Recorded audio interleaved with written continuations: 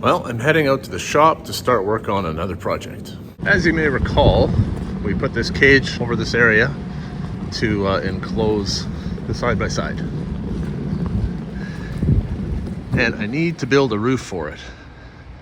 And in a bit of a 2 steps forward, 1 step backward move, we have the ability to save a whole bunch of money by repurposing steel that came as part of packaging, if you can believe that. So we recently took delivery of this CNC machine here. It's a beast. It weighs over 6,000 pounds and it can do some big projects. So to package this thing up, it was wrapped in plywood and steel. Now some of the packaging is still over here. You can see this 1/2-inch plywood that is bolted to 1x2 by 1/8 square steel tubing. So there's that. But let me show you the beefier stuff, which all that plywood came off of. All of this here, there's a whole bunch more of the 1x2. And that's what I'm going to use for my project. But if you look underneath that, you've got 3x3 square tubing, you've got 3x7. Those are 11 feet long. So there's a lot of steel here, and all the steel was used to package that machine that was delivered here. The 2 steps forward, 1 step back is that I have to start harvesting all this stuff. I got a bunch of cutting to do. I got a bunch of prep grinding to do. And then I have to start welding some together to make them a little longer, because these are a little over 7 feet long. And I need 1, 2, at least 3, maybe 4 pieces at 9 feet. So away we go. And this is gonna suck because I'm bent over and my back will not like that at all. But it is what it is. I'm also going to make sure I wear some good safety protection because I am cutting and I'm going to be making a lot of grinding dust. So this time I'm actually going to wear a respirator while I'm doing this, as well as some proper eye protection and hearing protection.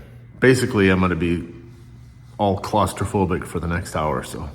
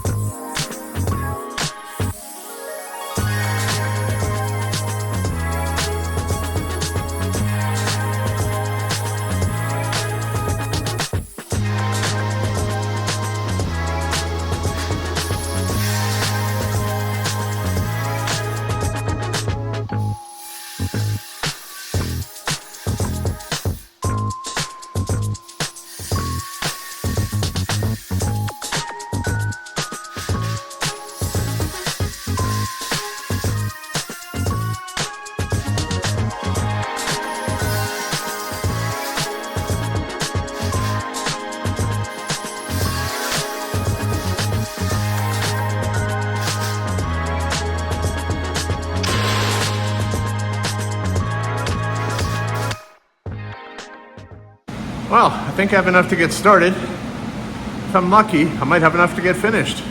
I've cut up 2 of the pieces of framework that were sitting there, which has left me with 4 pieces at 7+ feet, 3 pieces at about 4 feet, and 3 pieces at 2 feet. The next thing that I'm going to do is clean up all these cut spots so that I've got some good steel to work with. Then I will take them, if necessary, and cut the ends off nice and square in our little powered bandsaw here.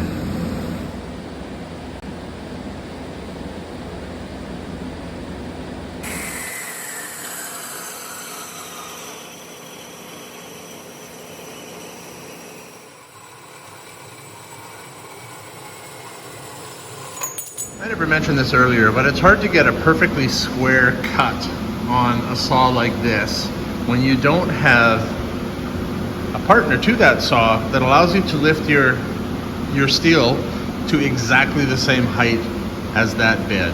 Much the same way as when on a construction site you'll see a miter saw built into a miter saw table.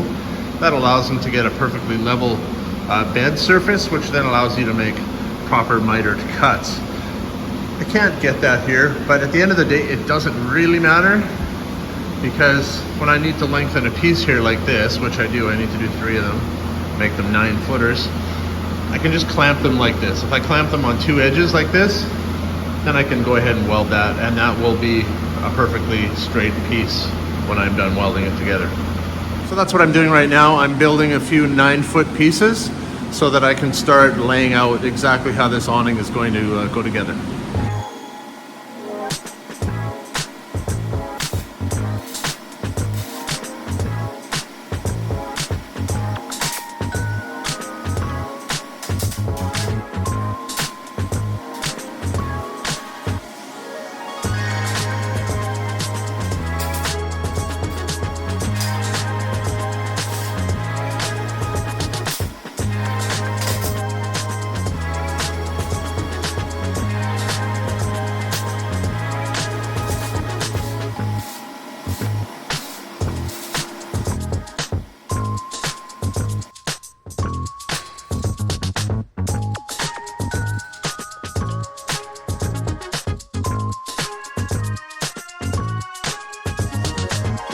This is a very finicky process, but I finally have achieved a square corner. So I can make a tack weld here and then move on to that one. Okay, these 2 corners are tack welded and they are square. So I'm happy with those. Now I gotta move everything over to the other side and duplicate what I just did here. And it's on projects like this that I realize how small a space this actually is. But now you can begin to see why when I cut my 2 long pieces, I cut them together as one piece. When I cut my 2 short pieces, I cut them together as one piece. So hopefully, now when I clamp this together to get it set up for welding, I'm not fiddling with it to try and find square. It should be square already. Rather than move the welder back and forth to get to end, it's actually just easier to flip this thing around and weld close to the welder, because this frame is not terribly heavy at this point. Things are starting to take shape a little bit. This is going to be my back. That is going to be the actual roof portion, so the metal is going to go this way. I've managed to clamp things together in such a way that I'm ready to start welding it. Those are nice and square, so we're good.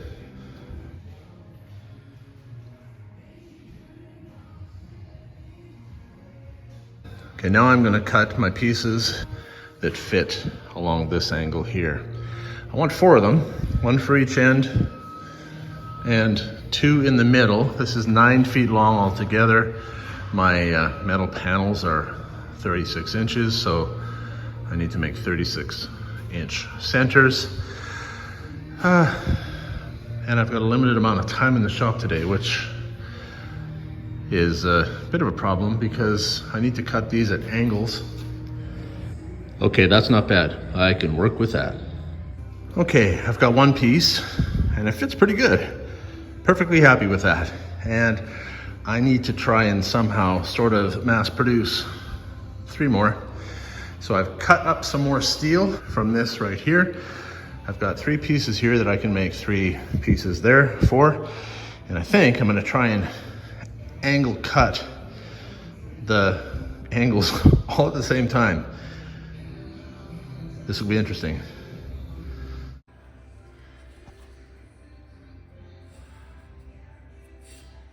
That angle will get me close enough because welding, right? It doesn't have to be absolutely perfect when you're welding because everything gets filled in as needed.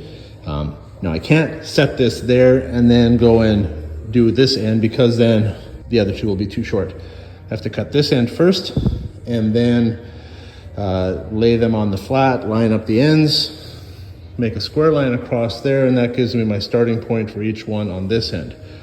But we're not there yet.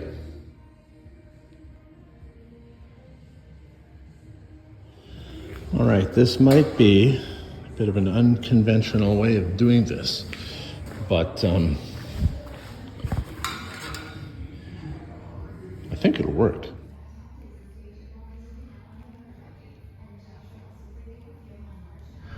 Oh yeah, this will work great. And again, I will say, magnets are awesome. Well, lucky me. I just heard from the shop teacher that he said he's gonna get the students to paint this if I want to. So this stage is done. The whole framework is finished. Everything's cleaned up as clean as it needs to be. And the students are gonna paint it for me now. Once it's painted, then Mark and I will install it and we'll clad it.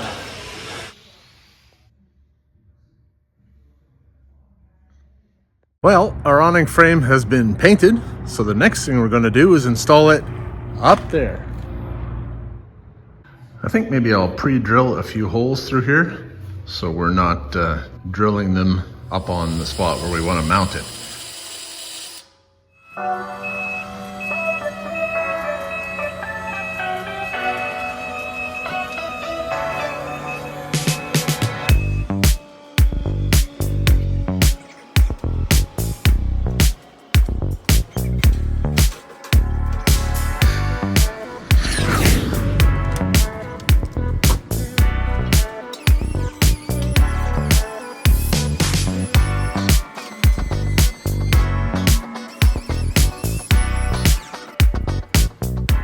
So while it looks like it's mounted, it's actually not.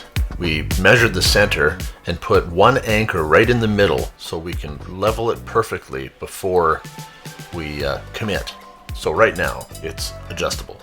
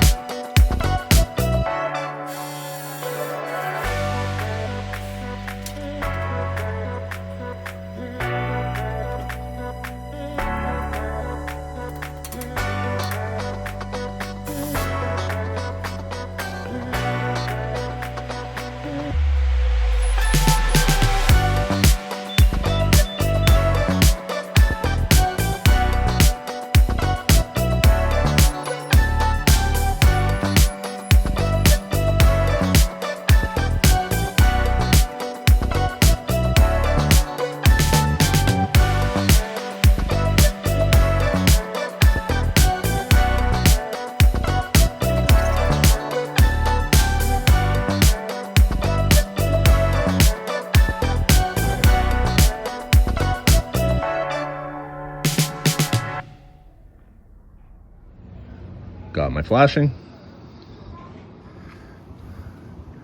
got my metal, ready to go.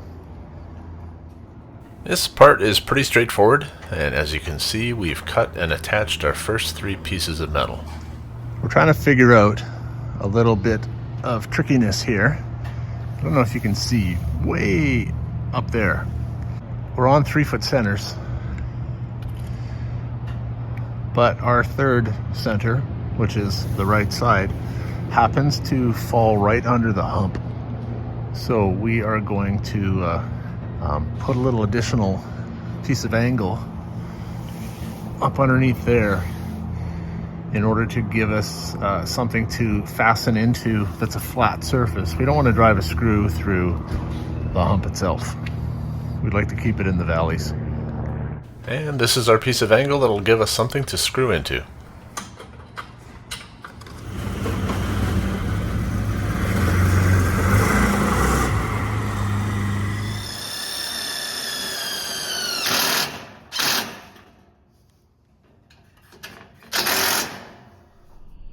You know, if I would have been smarter, I would have put horizontal purlins across here. However, that would have required me to spend more time harvesting more of that steel, and I wanted to save time. And yet, am I really saving time? Because what I didn't do back then is costing me time now. Anyway, next step is our side pieces.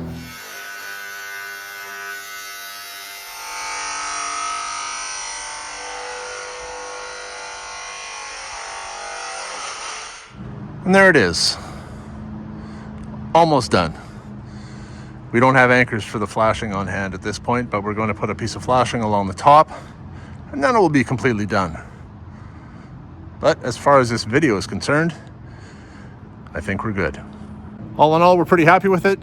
It'll do the job it needs to do, and it's not going to blow away in the wind.